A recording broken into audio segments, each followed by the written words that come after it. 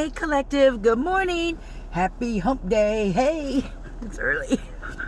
I hope all of you are doing well. I thought while we were waiting to go into work, we would pull some cards to get some messages of clarity for those of you who would like it. What does your magical spirit want you to know today? What does your magical spirit want you to know today? What does your magical spirit want you to know on this amazing, abundant, beautiful Wednesday? Ugh.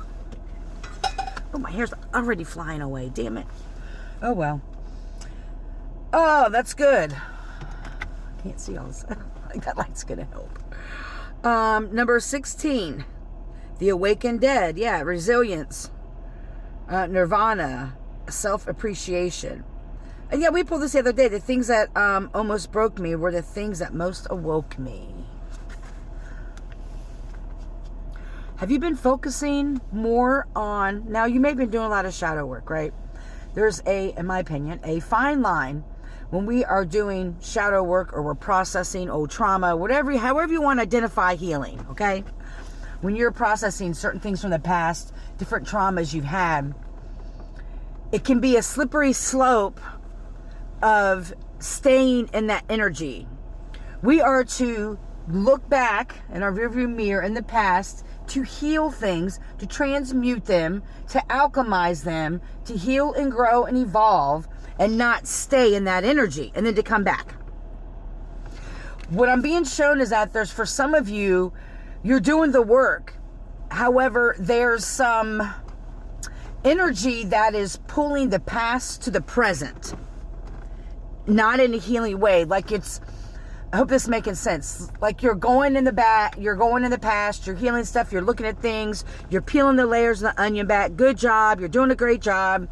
However, when you come out of that space, whether you have to go to work or you have to start doing 3D shit or whatever, it's like you're still wearing the film of the trauma. What Spirit is showing me, we're beyond time, I want to do 3 minutes. What Spirit is showing me is that it's important for you to do like a prayer or a ritual, you know, when you go into doing the trauma work or the healing work, and then mainly when you come out of it. Asking Spirit, your ancestors, whatever it is, to leave that energy behind until you readdress it again. To remove all blockages, ties, binds, and cords that are tethering you to the past, right? And you're leaving them back there with love until you bring them back up again, right? Because there's something about it affecting your current energy and your day-to-day life, your day-to-day tasks, right? When you're not focusing on the work itself, it's still being brought forth, right?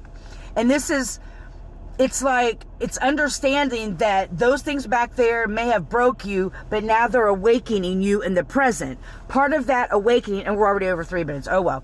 Part of that awakening in the present is being able to leave the trauma behind so you can focus on your day-to-day tasks, so you're not bringing that energy with you. You know, like there's been plenty of times I've done a lot of healing work and trauma work, and like, especially when I had a hardcore weekend of meditating, and especially when I was first waking up and all, I mean, it was heavy when a lot of the SA was coming to the surface. A lot of the stuff that happened as a child was coming to the surface, right? And it was like this cloud was over me throughout the day, because I couldn't stop thinking about it, right? You may want to put some protection wards around you. Research that because it's different for everybody. Do some protection wards around you before you go into like a deep meditation. When you come out of that meditation or you come out of that, ask your spirit ancestors to leave that behind so that you can move forward throughout your day or whenever you readdress that. Because there's something about, it's almost like it's not self-sabotage, but in a way, because the weight becomes so heavy day after day, week after week, when you're uncovering certain things about your life, it's like in the present moment, you're feeling as though it's happening again, or the feelings or emotions are there. So you may be, I don't like the word sensitive, but you may be extra sensitive or extra triggered, right? When it's not necessary. Right? And so what Spirit is saying is like, just be very mindful when you're doing your shadow work, healing work, whatever it is, specifically when you're dealing with issues from the past, when you're dealing with pains and all that thing from the past, that you not bring that forward in the present so it doesn't affect your future, right? So that's what Spirit is saying. Do we need to know, since we're already, What do the animal spirits want you to know real quick? Separate the cards here. What do the animal spirits want you to know real quick? We always say that, but then Spirit has another agenda for us. Right, observation. Observe, and we have observation. So observe when you're doing that work, right? Observe how you're able to come out of that work and then transition from the healing path to the, I don't know the word, but your present moment where you have to do day-to-day tasks. Observe how the energy you're feeling around you, the emotions you're carrying from the healing work forward. I don't like saying in a negative sense, but how that's kind of like weighing you down. You're being encouraged to look beyond deceiving appearances into the true reality of a situation or a person's motives. You need to hear what is really being said despite the words and emotions coming from the messenger. This is you, though.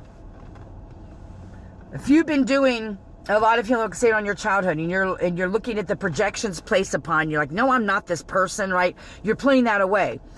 Observe how in your current waking life, how you may be still repeating that tape, old school, how you're rewinding the tape and kind of like replaying the tape throughout your day and reiterating those negative messages by focusing on what was projected onto you.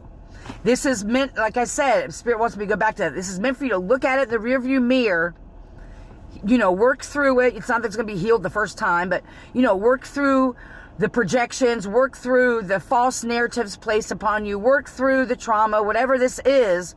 And then when you come to, out of your meditation, or when you're done doing journaling or whatever, however you process this, doing some type of meditation or prayer saying, okay, I'm leaving this where it is. This is not my skin. This is not what I'm wearing. Thank you, ancestors, spirit guides, divine to being, source of light energy. I ask that you cut all ties, binds, and cords that are pulling me back to the past. Allow me to remain in the present. Please place, you could do certain wards around you, wear certain stones. These bracelets that I put on every day protect my hands so they don't go pulling things from the past into the future. I'm wearing this necklace as a cloak over me so that I am not being pulled back from the past. I can deal with the past, but not bring it to the future. And where the skin is, it's the present moment. Is that making sense?